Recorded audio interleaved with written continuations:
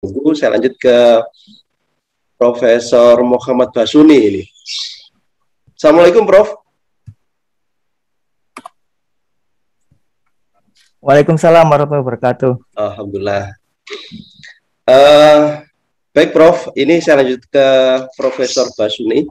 Jadi, kalau melihat dari Perpres, Prof, nomor 78 tahun 2021, itu di pasal 4 terutama itu, kan ada fundamental, jadi riset itu yang berbasis Pancasila itu.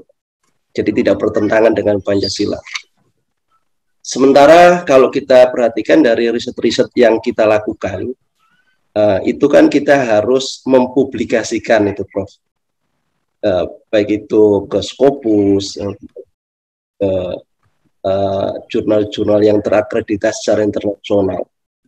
Jadi di satu sisi kita harus mengedepankan jadi secara fundamental kenegaraan, di sisi yang lain kita ini akan diakui kalau jurnal atau paper itu sebetulnya ke negara lain atau lembaga lain yang itu tidak ada hubungannya seperti dengan yang ada di pasal itu, pasal 4 ya, Perpres 78 tahun 2021.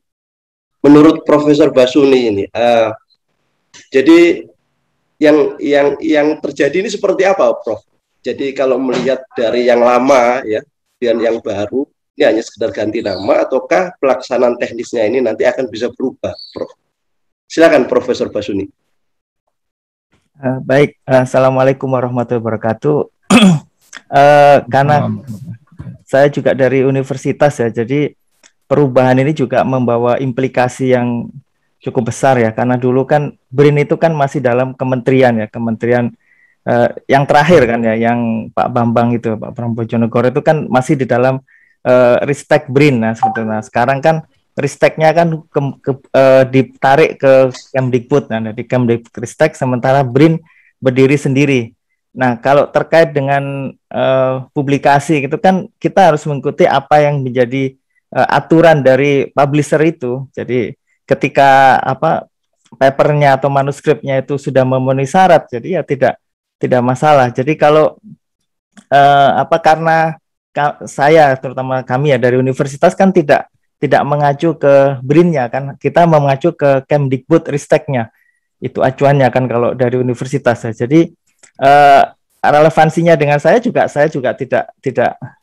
tidak berkompeten menjawab seperti ini ya, karena kalau kami ya, kalau itu kan aturan yang dibuat di Kemdikbud Ristek, itu saja yang diikuti ya ketika publikasi ya, ketika itu ada novelty, kemudian itu juga menjadi ada sesuatu yang baru ya, itu otomatis publisher juga akan menerimanya gitu. Tentu otomatis dengan adanya proses review yang sudah biasa lah seperti itu. Kalau itu terkait dengan diseminasi hasil penelitian. Nah, apakah penelitian itu harus sesuai dengan misalnya dengan terkait dengan Pancasila? Saya kira peneliti ini kan ini ya ya tergantung dari bidangnya gitu kan. Jadi kalau bidang saintek ya tidak relevan ya seperti itu ya. Artinya ya sesuai dengan topik yang diteliti gitu. Jadi kalau ada aturan seperti itu ya, saya pikir semua peneliti ya sesuai dengan apa yang ditelitinya, kan tidak semua harus dikaitkan kan dengan misalnya dengan Pancasila gitu kan. Tapi ketika menelitikan, makanya kan peneliti kan memiliki roadmap.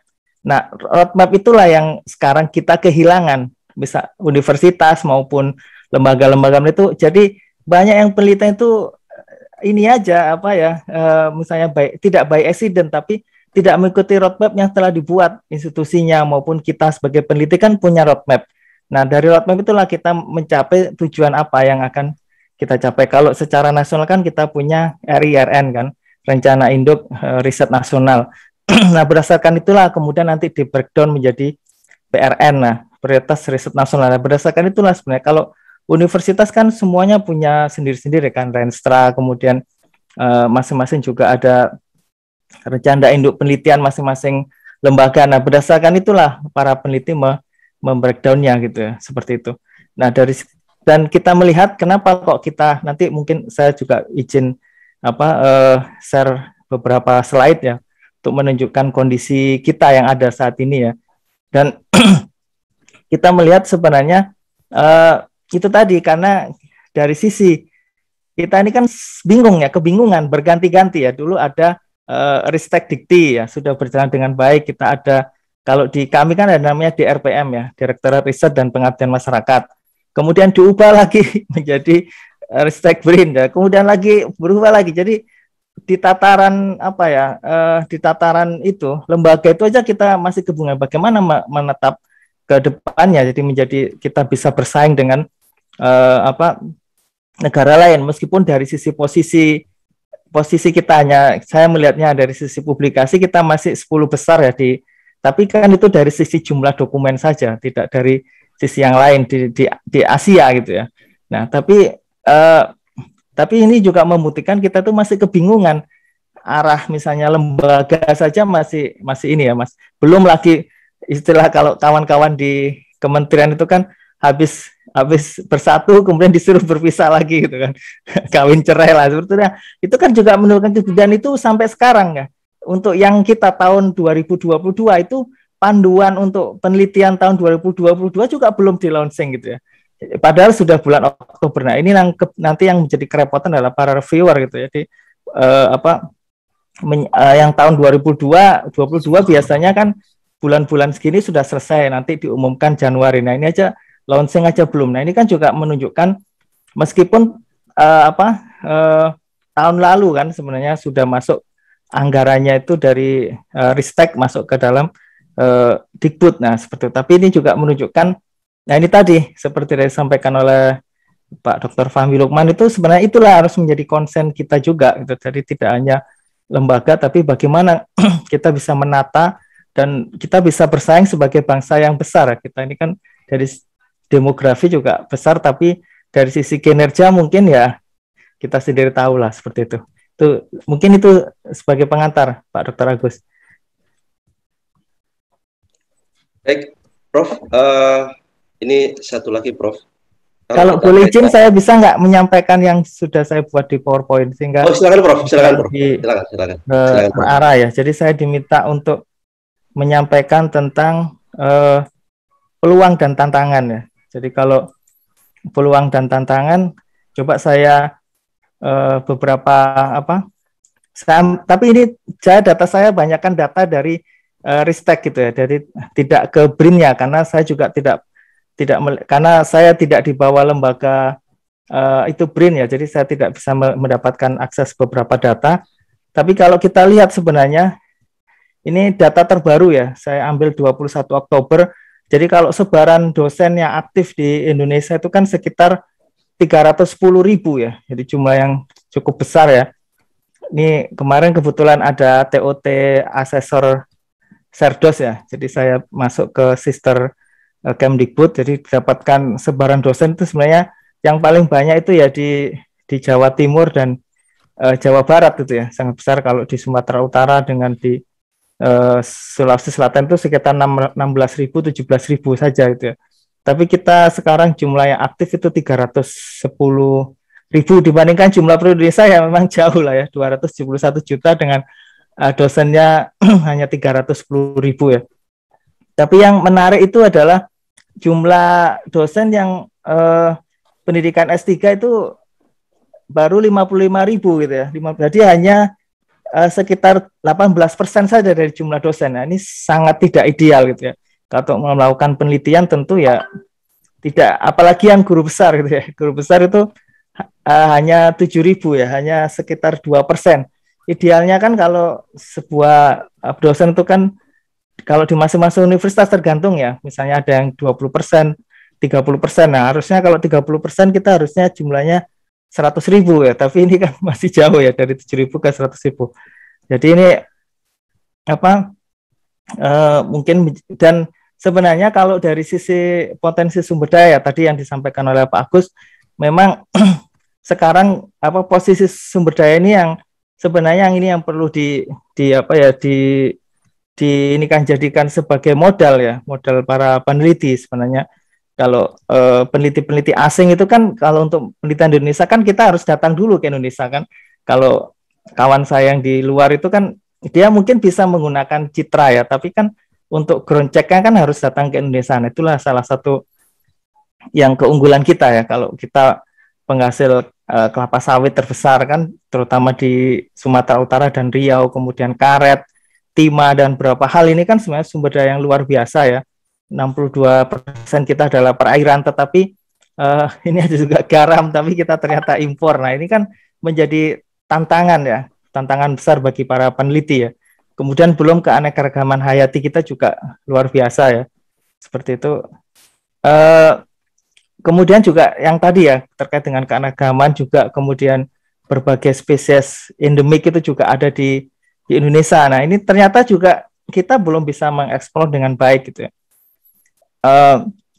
Karena saya dari kehutanan, kita juga memiliki hutan terbesar ya. Mungkin sekarang tinggal 90 jutaan lah, terbesar setelah Brasil dan Kongo. Nah, ini juga lebih banyak kita memang di Papua yang tersisa sekarang, selain di Kalimantan dan Sumatera, tetapi lebih banyak sekarang adalah kelapa sawit itu ya. Jadi itu menunjukkan, dan ini juga kita juga sedang ingin menunjukkan apa yang menjadi ambisi dari pemerintah ya, dengan dana Bank Dunia yang itu sekarang lagi dikerjakan oleh BRGM, Badan Restorasi Gambut dan Mangrove itu.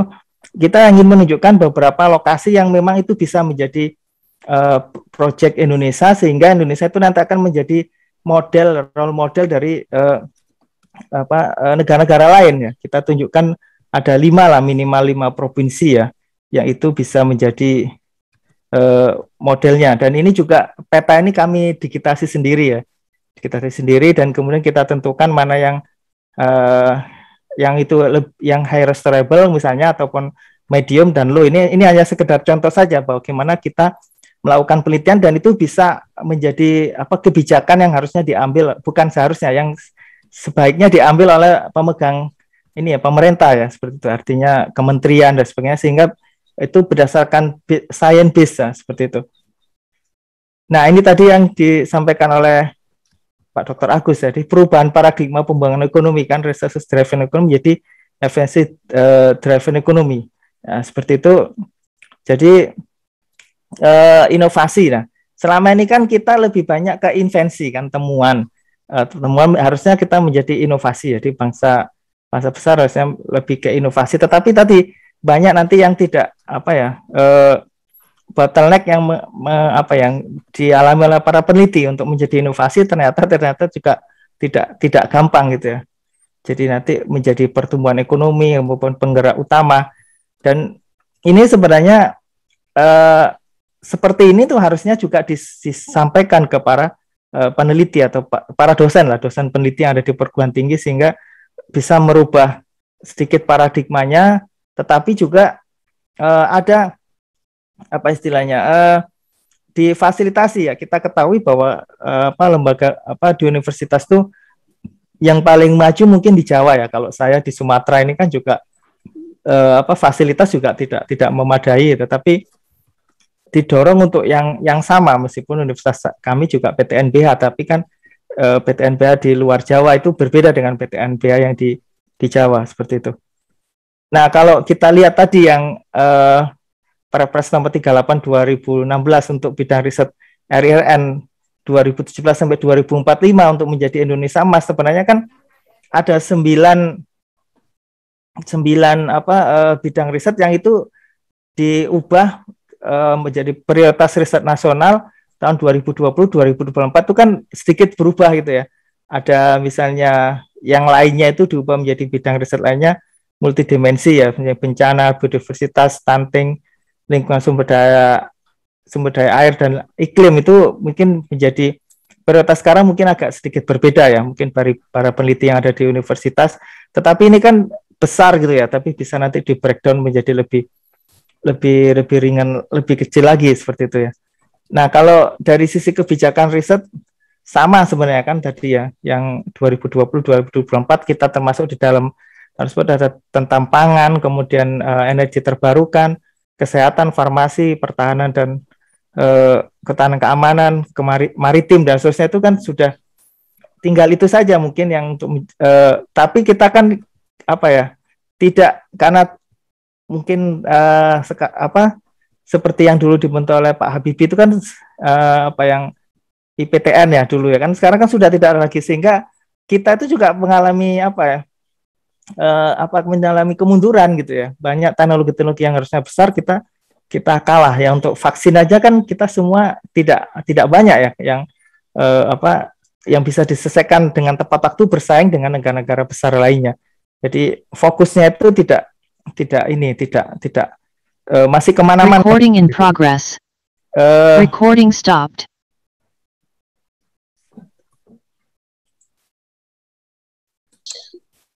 Silakan Prof. Iya kok macet. Nah oke. Jadi tema-tema ini kan jadi lebih kecil lagi, jadi bisa dilihat mungkin terlalu kecil lah ya, enggak. Jadi mulai dari energi, pangan, teknik, kesehatan, transportasi, Hankam, maritim, multidisiplin itu kan semua sudah dibuatkan di dalam Permenristek Dikti nomor 38 tahun 2019 yang lalu. Jadi tinggal memilih saja, menyesuaikan. Makanya tadi saya katakan kita harus punya roadmap yang benar, sehingga untuk menuju 2045 itu sudah ada yang digaris pandukan. Jadi kita tidak by project yang itu mungkin ada sesuatu yang muncul tiba-tiba yang tidak masuk dalam roadmap, tidak tercover dalam penelitian tersebut. Termasuk produk inovasi kan, seperti itu ya. Pangan itu mulai dari padi sampai bahan bakar dari sawit, sampai yang pangan itu mulai dari padi sampai ayam, kemudian bahan bakar dari sawit itu mulai dari prototipe PLN sampai ke baterai ya, dan seterusnya. Transportasi juga seperti itu, dan sudah dibuat seperti sedemikian rupa. Inilah sebenarnya yang ingin dicapai oleh bangsa Indonesia sampai tahun 2024. Tetapi kan sekarang 2021 ya. Untuk menuju ke sana kan bukan pekerjaan gampang ya. Jadi memang perlu ya nanti beberapa kendala yang biasa dialami oleh para peneliti bisa meningkatkan. Bila melihat RIRN tahun 2017 sampai 2014 kan, itu kan Indonesia berdaya saing, tapi apakah memang bisa seperti itu, atau Indonesia berdaulat iptek, apakah itu bisa tercapai atau tidak? Nanti kita bisa melihat hasilnya di belakang itu ya. Termasuk yang menjadi luaran. Nah, kalau berkaitan dengan perguruan tinggi, mungkin karena tidak ada Pak tadi yang dari BRIN ya, itu sebenarnya arah pengelolaan itu sejak yang ada di website BRIN itu saya lihat juga seperti itu ya. Jadi sekarang ada dikembangkan pusat unggulan iptek atau PUI ya. Kebetulan kami juga ada di grup PUI Mangrove itu. Nah ini juga menjadi penting ya. Jadi selain lembaga-lembaga yang sudah ada, tapi itu tadi tidak difasilitasi dengan baik. Jadi tidak kemungkinan juga tidak seperti yang diharapkan ya, dengan adanya pengembangan di tata kelola di perguruan tinggi ya, terutama untuk yang PTNBH ya. Jadi untuk PTNBH itu diarahkan banyak lembaga-lembaga iptek yang itu untuk mendukung untuk hilirisasi, kemudian untuk penemuan inovasi yang baru, itu bisa diharapkan dari iptek. PUI yang itu seperti di luar negeri, jadi dia bisa menerima mahasiswa pasca sarjana, kemudian dia bisa mendapatkan anggaran sendiri dan bisa mendukung tercapainya Renstra maupun RIRN. Nah, kalau ini tema-tema di PTNBH hampir sama sebenarnya apa yang di PRN maupun RIRN ya. Misalnya digital ekonomi atau green economy, kedaulatan pangan. Mungkin sekarang diambil ada pariwisata dan konservasi ya. Dengan dijadikannya misalnya Danau Toba itu menjadi modelnya, ataupun kesehatan itu sebenarnya hampir sama. Nah, kalau metamorfosis tadi ya, itu dengan dijadikan sosial teknologi kampus STC tadi itu untuk mendukung misalnya tercapainya world class university misalnya, ataupun bisa bersaing secara global gitu ya. Jadi baik institusinya maupun perguruan tinggi maupun kesiapan teknologi, inovasi dan seterusnya. Jadi ini yang diharapkan sebenarnya dari universitas itu ya. Jadi sains teknologi kampus, tapi ini juga saya pikir masih berjalan di universitas besar di Jawa, sementara di luar Jawa masih belum. Nah, ini yang mungkin perlu kita bahas, tantangan, dan ini sekali lagi juga masih sering dialami oleh para peneliti ya, selain dengan perbaikan ekosistem penelitian, kelembagaan, manajemen. Kemudian yang aneh, yang juga masih sampai mungkin lebih dari 1 dekade ya, kita ini mendapatkan penelitian 1 tahun, tetapi hakikatnya tidak 1 tahun. Harusnya kan 1 tahun itu kan 12 bulan, mungkin 8 bulan atau 6 bulan.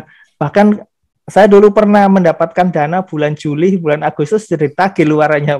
Bagaimana kita bisa dalam 1 bulan tuh? Kan ini sesuatu yang mungkin sudah ada perbaikan sekarang, tetapi durasi waktu itu juga perlu diperhatikan. Misalnya juga penelitian yang multi years ya, itu kan harusnya seperti pendanaan dari luar yang memang benar-benar berlaku misalnya 3 tahun, tetapi kan di kita itu kan tidak ya, karena anggaran kita mulai Januari, tetapi tidak langsung Januari itu misalnya dana turun, sehingga itu menjadi penghambat ya. Kemudian belum lagi ya tadi ya anggaran riset, kemudian relevansi produktivitas sumber daya manusia kita juga tadi juga tidak ideal ya, seperti itu. Jadi perlu tantangannya diubah menjadi sebuah peluang yang besar ya, dengan tadi kita melihat yang didapat. Kemudian kita juga kalah ya dari sisi indeks indeks kompetisi global ya. Itu juga kita kita baru nomor 50 dari 141 ya. Indeks inovasi global juga kita kalah ya dibandingkan dengan Singapura maupun Malaysia ya. Jadi skor kita juga jauh gitu ya. Jadi kita masih kalah, dan kita masih bekerja keras, lebih keras lagi agar Indonesia itu bisa bersaing dengan di ASEAN saja itu ya. Nah, kalau data dari Simago itu kita memang peringkat ke-10 gitu ya, tetapi kita memang tidak kelihatan ya dari sisi kenapa kok universitas kita itu kalah misalnya QS Wur atau The Wur itu, karena memang citasi kita itu paling rendah gitu ya. Kalau kita lihatkan di sini citasi kita itu hanya 4,9 aja per dokumen gitu ya. Jadi meskipun Malaysia hanya 9, tetapi dibandingkan negara ASEAN lainnya kita paling rendah gitu ya. Makanya jumlah dokumen bertambah tapi citasinya 0 ya sama saja, peringkat ranking juga turun gitu ya, karena kan itu menjadi salah satu parameter. Jadi naiknya itu pun dari proceeding saja, naik banyak jumlah tapi tidak berkorelasi dengan citasi ya, tetap saja turun, meluncur itu rankingnya. Kalau itu kebijakan universitas ya berkaitan dengan ranking, tapi kalau itu nggak diperbaiki ya tetap saja gitu, meskipun kita di ASEAN masih tetap nomor 4 itu ya, dari sisi jumlah dokumen kita 200.000 lebih ya, dibandingkan dengan Malaysia yang 300.000. Kalau dibandingkan dengan Cina ya jauh lah, Cina itu sudah 7 jutaan lah, lebih ya dari sisi dokumen 5 tahun terakhir. Baik, nah ini hanya sekedar membandingkan saja. Kalau dari universitas di Indonesia yang terbaik itu kan UI ya, kemudian ITB, UGM dan UNER ya. Universitas saya nggak ada itu. Jadi belum ada. Kita lihat dari ini, saya hanya melihat dari data ini aja, SJR saja gitu, dari ukuran kuartil 1, 2, 3, 4 itu memang mengalami kenaikan ya di beberapa universitas di Indonesia tahun 2009, 3 tahun terakhir. Tapi ini di Indonesia kita hanya melihat dari 4 universitas saja, dibandingkan kita kan ada ribuan universitas ya, artinya tidak jomplang gitu ya, tidak jadi sangat jauh. Kalau kita bandingkan dengan 10 universitas di Eropa itu ya jauh gitu ya. Ya memang masih ada waktu untuk mengejarnya. Tetapi kalau ini kan sebenarnya untuk mengejar ranking gitu ya. Tapi yang disampaikan oleh Pak Fahmi Lukman tadi kan tidak hanya ini sebenarnya universitas, kan kita meneliti kan bukan hanya ini.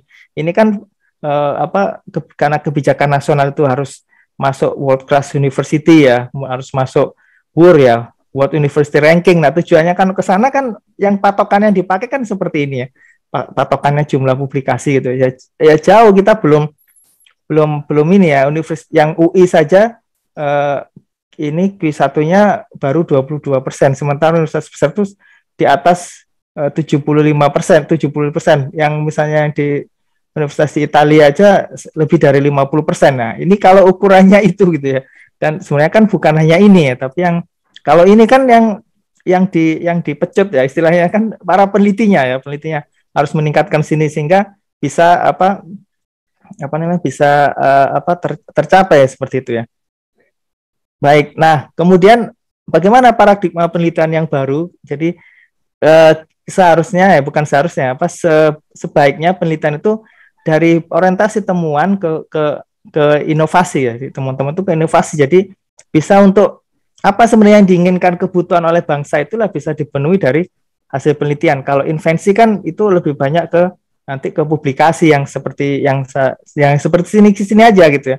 Tapi kalau ke inovasi kan bisa apa yang dibutuhkan oleh masyarakat atau dibutuhkan oleh bangsa itu bisa dipenuhi secara inovasi. Kemudian juga penelitian berdampak secara akademis dan sosial ekonomi. Jadi itu juga masih kurang kan. Selama ini kan peneliti itu kan sudah berbangga kalau penelitiannya sudah terpublikasi karena memang dari sisi definisi itulah yang diambil oleh kementerian gitu. Penelitian itu berakhir sudah selesai dipublikasi atau diseminasi baik melalui jurnal proceeding maupun lewat konferensi seperti itu. Nah, kemudian juga yang dalam itu sampai ke pengguna para user ini kan juga masih belum sampai. Nah, inilah sebenarnya tantangan. Nah, dengan adanya dengan adanya BRIN tadi itu mungkin bisa ini kan. Tapi kan kembali lagi universitas kan acuannya bukan ke sana. Meskipun beberapa pendanaan internasional seperti Asia berapa bulan yang lalu saya sempat ditelepon orang BRIN untuk merubah proposalnya karena itu sekarang diwadahi oleh BRIN bukan lagi Kemdikbud seperti waktu itu ataupun Ristek waktu itu. Jadi oleh karena itu riset lebih disusun tadi berdasarkan roadmap dan konsisten. Peneliti itu konsisten melaksanakannya, bukan karena ada sesuatu yang belum pernah ada muncul ya kemudian baru digeluti seperti tadi ada apa ya. Ya kalau kita kan Muslim ada panduannya ya Al-Quran Sunnah. Nah penelitian kan juga seperti itu ya, ada roadmapnya yang diikuti gitu ya. Jadi kalau melenceng ya jangan lagi seperti itu. Jadi mungkin seperti itulah yang ada gambarannya bagaimana melihat. Saya melihatnya saya minta maaf tidak menyoroti di kelembagaan selain universitas karena saya tidak dari lembaga itu, jadi saya agak kesulitan mendapatkan data. Saya hanya melihatnya dari sisi universitas saja, bagaimana memandang adanya lembaga baru ini, apakah bisa nanti mungkin ya bisa membawa Indonesia ke arah yang ingin memajukan kecerdasan umum dan seterusnya, kecerdasan bangsa rasanya itu bisa dicapai dengan riset. Tapi itu tadi kalau kita acuannya hanya seperti ini ya mungkin agak jauh ya. Kalau kita kan sebenarnya Indonesia ini kan berlomba-lomba agar publikasi. Nah, kalau hanya seperti ini ya berat gitu ya, karena memang iklim kita itu masih sangat jauh gitu ya. Jadi banyak juga orang tidak paham jurnal Scopus, padahal Scopus itu tidak menerbitkan jurnal. Scopus itu hanya pengindeks saja. Itu kan masih banyak yang di antara peneliti tidak paham gitu ya, seperti itu. Dia hanya pengindeks saja ya. Dia ya seperti Web of Science itu kan hanya pengindeks. Yang harusnya dilihat adalah misalnya kepada publishernya seperti itu. Mungkin itu saja Pak Dr. Agus yang bisa saya sampaikan. Assalamualaikum warahmatullahi wabarakatuh. Waalaikumsalam warahmatullahi wabarakatuh. Prof, ada satu catatan bagi saya, Prof, kayak dengan intellectual property. Jadi kalau intellectual property kita ini kan sebagai bangsa besar dengan potensi 310.000 tadi dosen ya, yang ini kalau kita lihat secara intelektualitas dengan produktivitas dengan paper-paper atau jurnal-jurnal ini kan sebenarnya sangat luar biasa itu, Prof ya. Seberapa gapnya nih, Prof, kayak dengan hanya sekedar publikasi titik ataukah ada korelasi antara publikasi dengan aplikatif yang ada di kebutuhan yang ada di negara kita ini. Gapnya ini seberapa besar, Prof? Iya, maaf tadi saya sebenarnya ada juga data itu, tapi datanya lama 2000 sampai 2015, jadi saya nggak saya sampaikan itu ya. Jadi misalnya antara publikasi itu yang bisa diaplikasikan ya, tapi data terbaru saya belum dapat. Tapi sebenarnya itulah yang diinginkan kan oleh dengan adanya hilirisasi gitu ya dan komersialisasi. Tapi itu kan bukan pekerjaan yang gampang gitu ya. kan gini Pak Dokter, di antara peneliti itu kan masih ada ini penelitian dasar, penelitian terapan, penelitian pengembangan. Nah, itu juga yang dikembangkan oleh kementerian kan dalam skema-skema. Meskipun kita masih menunggu untuk skema panduan terbaru ya, edisi ke-14 mungkin ya. Atau 13 revisi sudah tahun lalu, edisi ke-14 mungkin. Nah, apakah bisa seperti itu? Selama ini kan kita dibatasi seperti itu. Kalau penelitian dasar ya TRL-nya 1 sampai 3 gitu ya. Kalau 4 sampai 6 itu penelitian terapan, 7, 8, 9 itu baru yang penelitian pengembangan gitu ya. Realisasi maksud saya seperti itu. Nah, dengan adanya ini kan kita ini kan mau nggak mau kan harus memang penelitian dasar dulu untuk bisa misalnya diaplikasikan gitu kan.